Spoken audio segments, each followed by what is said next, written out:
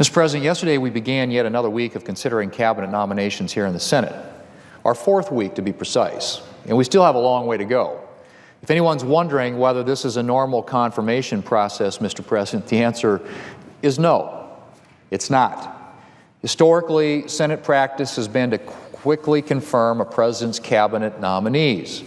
President Obama had 6 nominees confirmed on his first day as president, and nearly all the rest within the first 2 weeks.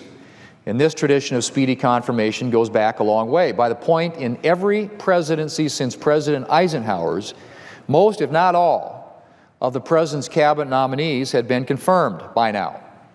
Between 1881 and 1933, every incoming president had all of his cabinet nominees confirmed on day one. What's the reason for this? Well, historically, senators of both parties have recognized that cabinet officials play an essential part in getting an administration up and running and doing the business of the American people. Once the American people elect a president, the thinking historically has gone. It's only right that the president be given the advisors he needs to do the job that he was elected to do. That is until now. This year, Democrats decided that they'd had enough of timely cabinet confirmations, that they'd had enough of bipartisanship. Since President Trump was inaugurated, Democrats have done everything they can to drag out his cabinet nominations. And you don't have to take my word for it. Here's what Politico had to say, and I quote, "Senate Democrats are slow-walking the installation of Trump's cabinet to a historic degree. They are voting against Trump's cabinet picks in unprecedented numbers." That's from Politico. 2 weeks ago, the Washington Post published a piece entitled "Trump's Confirmations Really Are Taking Longer Than His Predecessors." Democrats, the Post noted, have tried to slow the process, invoking arcane parliamentary procedure to force delays and boycotting committee meetings to prevent votes, end quote. Well, Mr. President, for a party that has spent a lot of time complaining about obstruction, Democrats really are taking it to new heights. Thanks to Democrats' obstruction, the Senate has had to spend so much time confirming nominees that we've had very little time for actual legislative business. And we still have a long way to go to finish confirming the president's cabinet, unless, of course, Democrats decide to stop their obstruction. Democrats aren't even really accomplishing anything with their delays. Thanks to the rules change that they put in place back in 2013, that was something that was engineered in 2013, where they literally broke the rules to change the rules.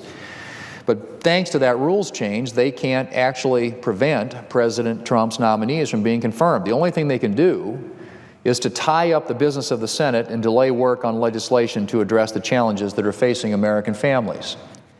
Well, Mr. President, Democrats may not like President Trump, but it's high time that they get used to the fact that he's our president. Democrats are not helping anyone by preventing the president from having a fully functioning administration. It's time for Democrats to abandon the obstruction, confirm the president's nominees, and allow the Senate to move forward with the business of the American people. Mr. President, in addition to cabinet nominees, the Senate will be considering another key nomination in the coming weeks, and that's Judge Neil Gorsuch's nomination to the Supreme Court. I met with Judge Gorsuch last week, and our meeting just confirmed my opinion that President Trump could not have made a better pick for the court. By now, I think Judge Gorsuch's qualifications are well known. His exceptional intelligence, his gift for the written word, his outstanding resume, and most of all, his clear understanding of the proper role of a judge. In his remarks at the White House after accepting the nomination, Judge Gorsuch spoke of judges' obligation to follow the law as they find it and without respect to their personal political beliefs. A judge who likes every outcome he reaches is very likely a bad judge. Judge Gorsuch has said those words more than once. Why? Because a judge who likes every outcome he reaches is likely making decisions based on something other than the law. And that's a problem, Mr. President.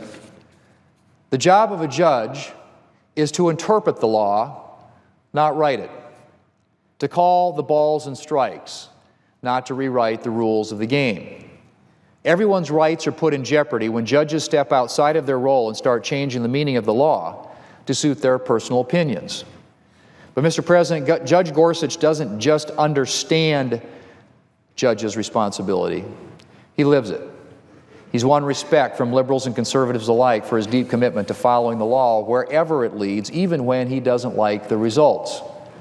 Here's what Neil Gorsuch, an acting Solicitor General for President Obama, had to say about Judge Gorsuch. And I quote, "I've seen him up close and in action, both in court and on the Federal Appellate Rules Committee, where both of us serve. He brings a sense of fairness and decency to the job and a temperament that suits the nation's highest court. I, for one, wish it were a Democrat choosing the next justice, but since that cannot be, one basic criterion should be paramount. Is the nominee someone who will stand up for the rule of law and say no to a president or Congress that strays beyond the Constitution and the laws?" I have no doubt that if confirmed, Judge Gorsuch would help to restore confidence in the rule of law. His years on the bench reveal a commitment to judicial independence, a record that should give the American people confidence that he will not compromise principle to favor the president who appointed him. Again, Mr. President, those are not the words of a Republican.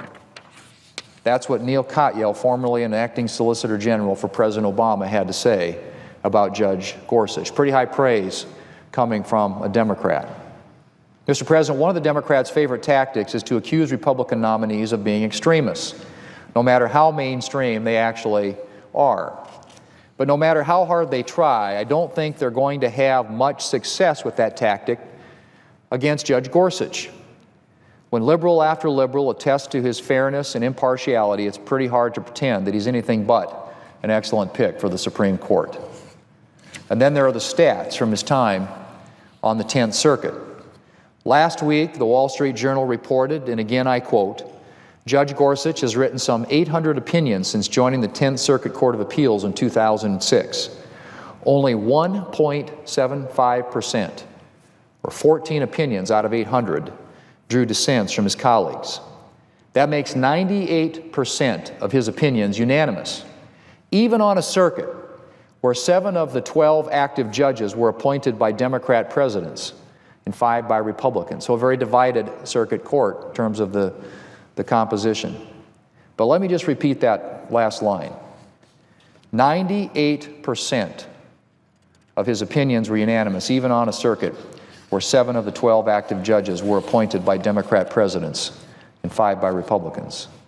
Mr. President, when 98% of your opinions are unanimous, it's pretty much impossible to argue that you're somehow outside of the judicial mainstream. Very few of Judge Gorsuch's decisions have gone to the Supreme Court, but when they have been almost universally upheld, often unanimously. So I wish Democrats luck in portraying Judge Gorsuch as an extremist. I think they're going to have a very uphill climb. Mr. President, both liberals and conservatives recognize that Judge Gorsuch is a supremely qualified jurist who would make a terrific addition to the Supreme Court. And I hope that Senate Democrats will listen to the consensus in favor of his nomination and abandon their threats of obstruction.